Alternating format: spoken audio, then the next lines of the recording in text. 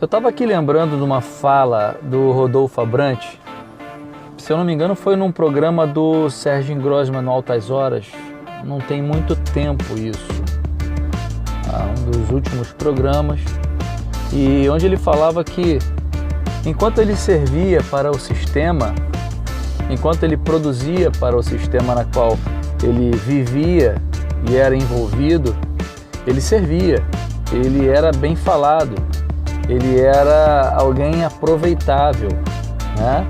E ele fala isso muito bem, e a partir do momento em que ele tem um encontro com Cristo, ele já não serve mais para o sistema, ele passou a não servir mais, se tornando assim alguém descartável para esse sistema.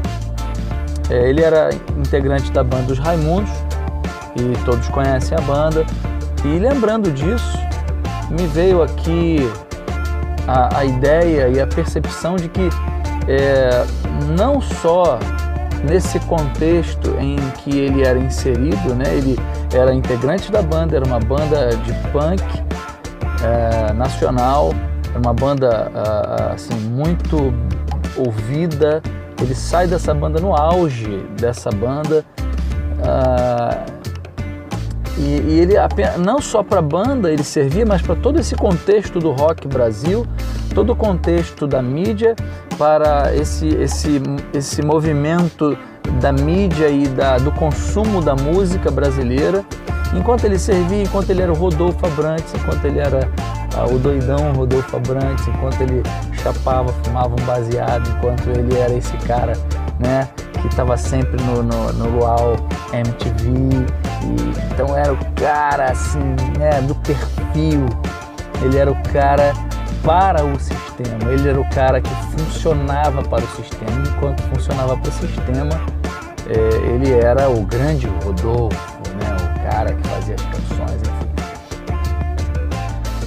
Mas eu quero falar para o Rodolfo e para todos que me ouvem aqui, não é só para esse sistema do mundo que quando a gente sai dele, e o Rodolfo saiu, assim como todo aquele que se encontra com Cristo, ele sai de um sistema, e esse sistema é o sistema Aion, o sistema do mundo, o sistema governado pelo príncipe desse século.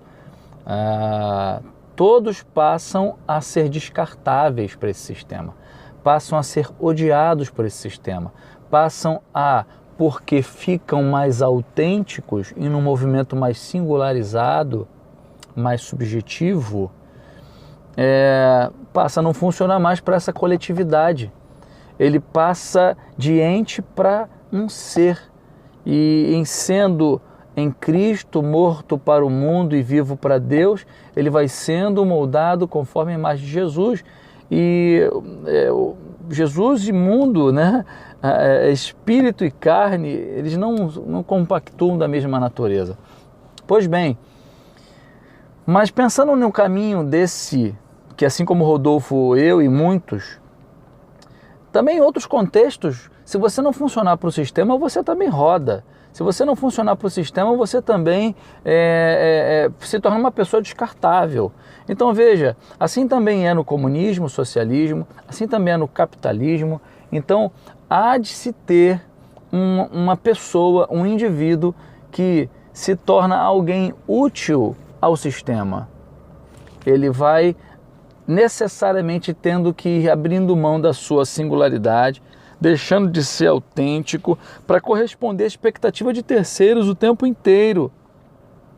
E isso vai fazendo com que ele sofra uma certa coisificação de si mesmo, deixando de ser alguém ser humano, alguém de ser autêntico, deixando de ser autêntico, deixando a sua particularidade, a sua singularidade, a sua própria subjetividade, e passa a ser alguém coletivo num ser. Pessoas estão em você e você são pessoas, você vai perdendo.